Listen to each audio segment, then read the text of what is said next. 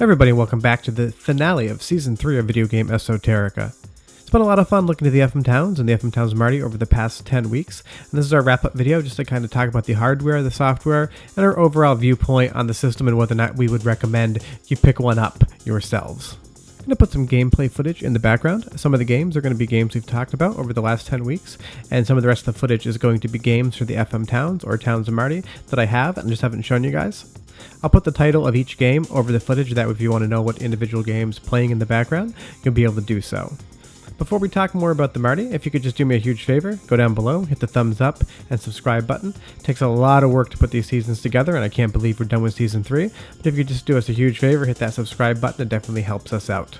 Now, as far as the FM Towns Marty and whether or not I would recommend you pick one up, it's a really convoluted recommendation in either direction. I've thought long and hard about whether or not I would recommend a Marty, and I guess what I would probably say is, if you have collected every other console available and you're looking for something else to add to your collection, I might pick up a Marty if I was you.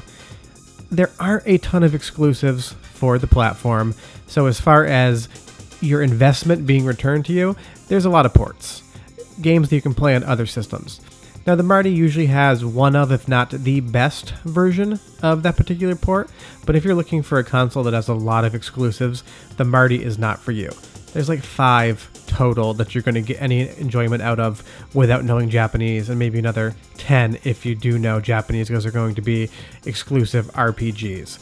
So the system doesn't have a huge language barrier because 90% of the games I'm showing you are basically arcade style shooting games, games like that, racing games, things that you don't need a good grasp of Japanese for. If you're looking for a bunch of great RPGs and you do know Japanese, then the Marty's going to have a ton of content for you. But that's kind of the delineating factor, is that there aren't a ton of exclusives, and let me tell you, this hardware is a pain in the butt to deal with.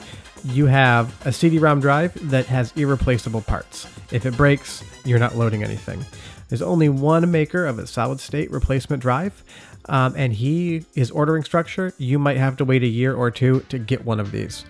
Some games require a floppy disk to either save or to boot the CD. If that floppy drive breaks, you cannot play those games. The most common point of failure for the floppy drive is going to be the belt.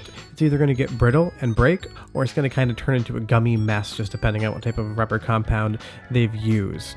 If there's larger mechanical issues with the drive, you're going to have to either A, install a solid-state emulator for that floppy drive, B, you're going to have to repair that drive, or C, you're going to have to purchase an SRAM card that installs underneath the floppy drive, and you can use that SRAM card to both save your game as well as boot games that required a floppy disk. To write those files to the SRAM card for boot disks, you will need an SRAM card that has a certain type of memory installed in it. It's a PCM-CIA Type 1 SRAM card, but it has to have what they call persistent memory, or else Windows 10, 9, or even 7 or XP aren't going to be able to recognize that card unless you buy a very expensive $300 card reader that will allow it to communicate with a modern operating system. Basically what I'm saying is that the Marty is a pain to deal with. So many things can break. Everything is challenging. Some games don't boot directly from the CD. They could make self-booting CDs in a lot of the games. You just pop the CD in, hit power, and you're playing the game. But those games that require a boot disk to make the CD start executing code, it's going to take you a while to get them working, and it's just an inconvenient situation. The Marty looks like a console, but it really is just a vintage Japanese PC in a console shape, and you're going to have to encounter and deal with all those vintage PC problems that you would be dealing with if you were touching an old DOS machine, an X68000, a PC98, all those particular problems, you're going to have to deal with them. Unfortunately, even worse, the Marty and the Towns is probably the least documented platform of any of these. There aren't many forums that discuss how to repair them or how to make things work. So not only is it kind of difficult, but the information out there is quite thin. So just keep that all in mind. It's going to be a problem for you. It's going to take a lot of time. You're going to have to really dig for that information. Yet to me, that is what's actually really appealing about the Marty and the FM Towns platform. It's not simple.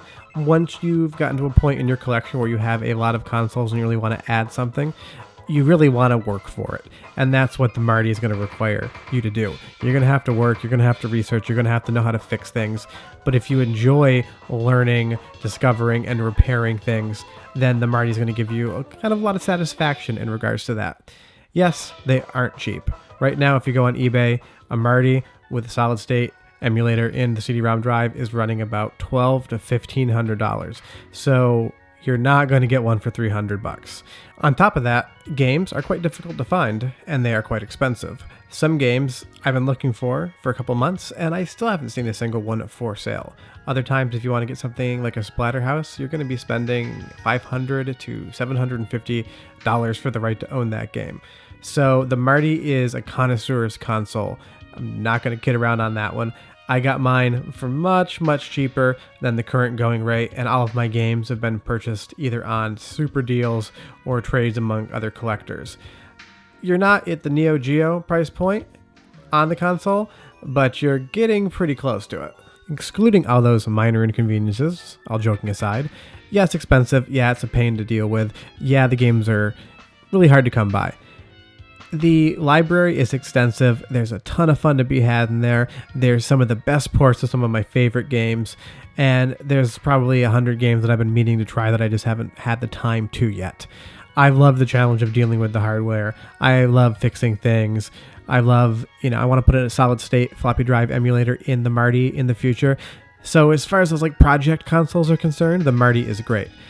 Now, I can't recommend it to you, and I can't not recommend it to you.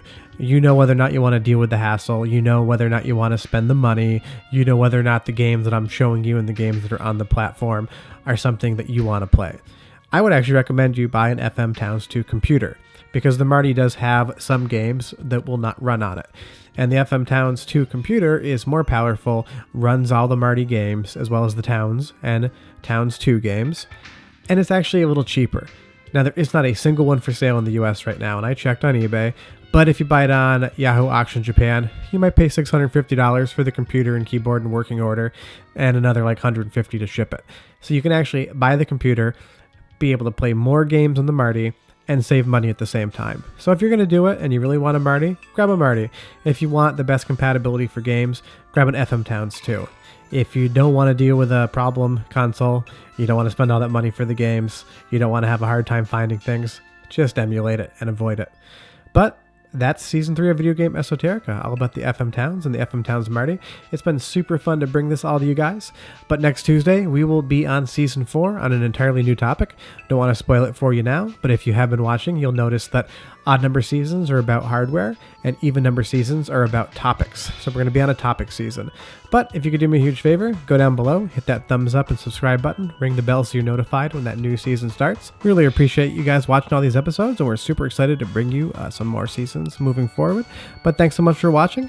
We'll see you guys next Tuesday for Season 4, Episode 1 of Video Game Esoterica. You guys have a great rest of your week, good weekend, and we'll see you next time.